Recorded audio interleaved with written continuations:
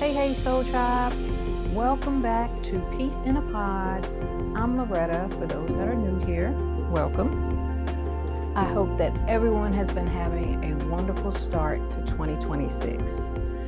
And it had me thinking a little bit about some of the curveballs that 2025 was dishing out and not really knowing how to handle some of those situations and not being prepared for those types of situations, but managing my way through them and realizing that 2025, there was a lot of things that I was not aware about myself that was coming to the light.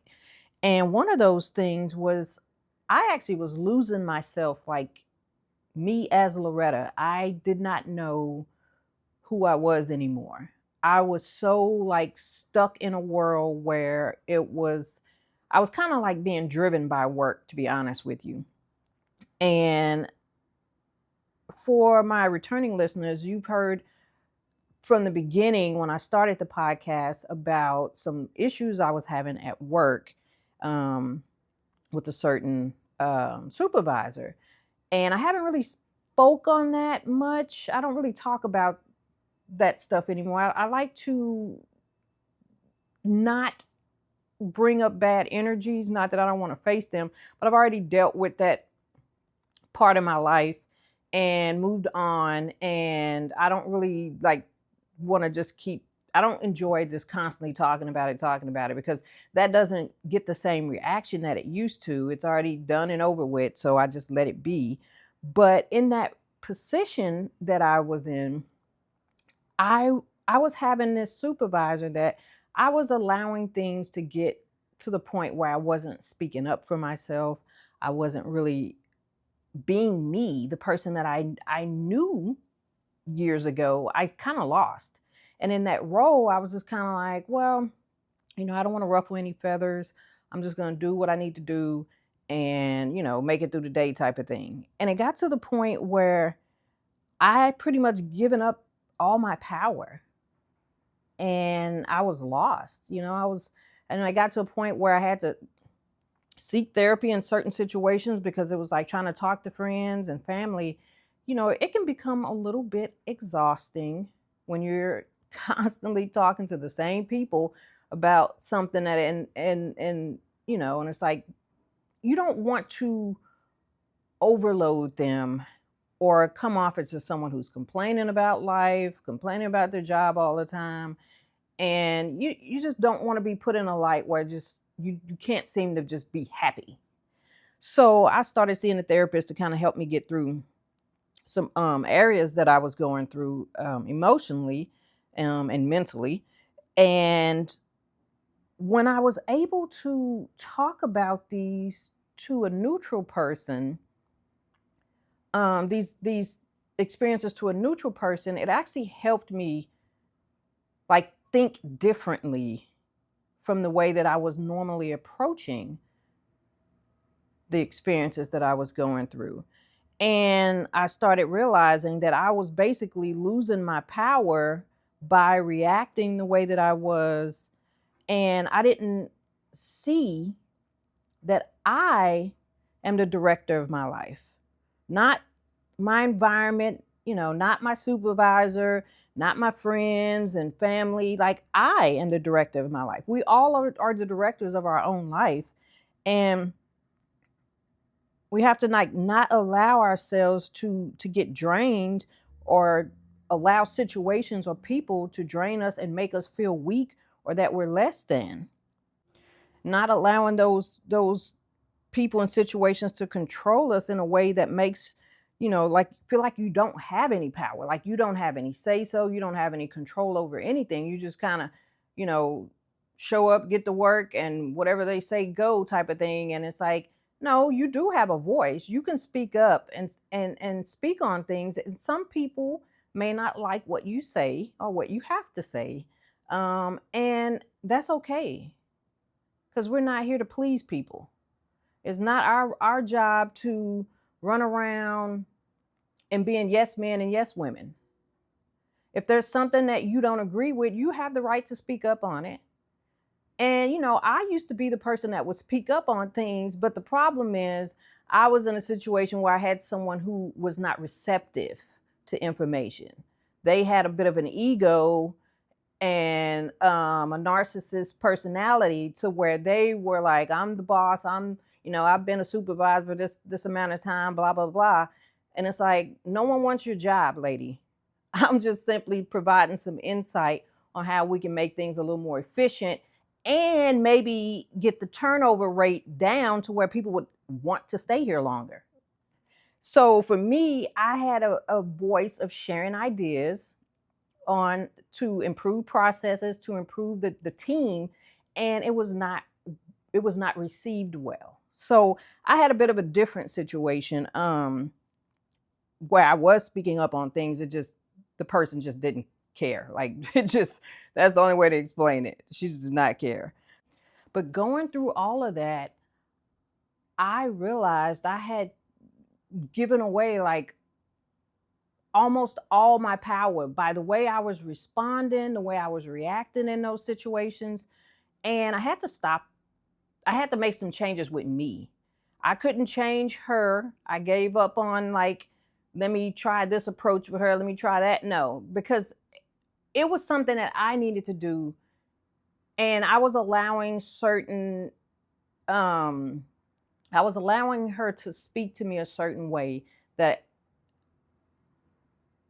it took everything in my soul not to let that lady have it. I'll be honest with you. I was trying to remain professional, but it took everything in me not to give her the business. But anyways, I took the higher road. I stayed professional, but the problem is by me staying quiet, she just took that as like, she still had the control and she still continued to speak to me a certain way. So eventually I just cut conversation like completely short. And if she wasn't asking a direct work question or anything like that, if it wasn't work related, she didn't get a response from me. Um, and I just kept it strictly business. Like, don't ask me about my weekend. Don't ask me about my trips or my family. Don't ask me nothing that is not work related. So I kept it very professional and cut pretty much all communication that wasn't specifically work related. And that gave me quite a bit of my power back. And then whenever she would constantly hover and ask and trying to check on stuff, instead of me reacting, getting angry, um, feeling all upset about how she was, I just, took a breath and I understood that is how she is. I'm not going to allow her to take my joy for the day. I have some work to do. I'm gonna get my work done, and that's gonna be the end of it. So I didn't react the way that I used to. I changed my response, my reaction to her, and by me not, getting, irritated, annoyed, and angry about her and how she was, and just accepting that that's just the type of person she is, I was able to just get through the days and not feel as stressed. But I will say my therapy did help. Going to talk to someone definitely helped, because when you hear someone else's advice on a situation, especially when you're already like your brain's already overwhelmed with so much going on, you can't even think straight yourself. So talking to someone else definitely is helpful. Um, but for me, it it opened my eyes to see that I was basically just giving all my power away, and I was allowing that situation and that person to drain me and take full control. And I think she knew exactly what she was doing. I'll be honest with you. I'm pretty sure she knew exactly what she was doing, and she felt like she had the upper hand because she would play like real nicety, and then like as soon as I kind of feed back, into what behavior she was dishing out, then she'd go right back to how she was. There's just full blown narcissist vibes right there. But anyways, I did learn a lot about myself in 2025 because of those situations that I went through and the types of people that I've experienced throughout the year. that actually helped me understand that I had given away my power. And it helped me understand that I need to get my power back and reclaim the control over my own life, my thoughts and my emotions, and not, feel diminished by people or the situations. So once I was able to understand what was going on with me and why I always felt tired and sick all the time, once I understood what was happening, that I was literally just drained, I was able to take my power back. And I set some firm boundaries. I focused on my self-worth because I knew I was busting my tail at work, doing everything I could in that role and zero appreciation. But for me, I had to teach myself that the way that I would treat people is not the same that they would treat me. I can't expect them to reciprocate the same energy that I'm putting out because we're all different. We're all different people here. And I have I think I'm a very caring, kind-hearted, loving individual. And I understand that not everyone in this world are very kind, loving, caring people. And they're not going to treat people the way that I think that people should be treated. People are going to treat folks how they feel. And if they feel like they can get something out of whatever situation they're in, some kind of power, some kind of ego stroke, money, whatever, they're going to do that if they're not the type of person who just wants to show and care and be kind to people. And I understand that. So now I don't approach people with any type of expectations of they should and why can't people, how come they don't? We're all different. We're all different. People are driven in life by different things.